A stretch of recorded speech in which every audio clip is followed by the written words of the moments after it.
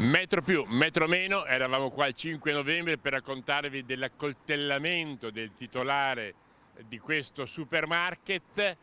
Oggi, un mese dopo, siamo tornati per raccontarvi di un successo delle forze dell'ordine che hanno individuato i due possibili responsabili di quanto è accaduto quel giorno. I due hanno 17 anni, originari di famiglie magrebine ma italiani di seconda generazione e vivono rispettivamente a Borgo Valbelluna e al Pago. Uno è stato associato al carcere minorile, l'altro è stato affidato ad una comunità.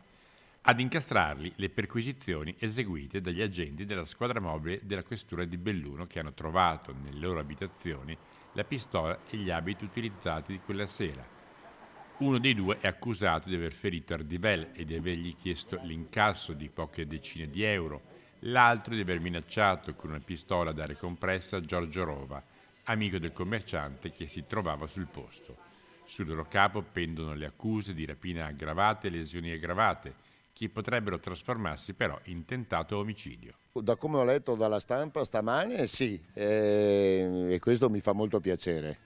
Mi fa piacere perché almeno sono un po' più tranquillo anche psicologicamente, so che non ci sono più questi malintenzionati in giro e quindi per me e per i miei colleghi penso che sia una boccata d'ossigeno.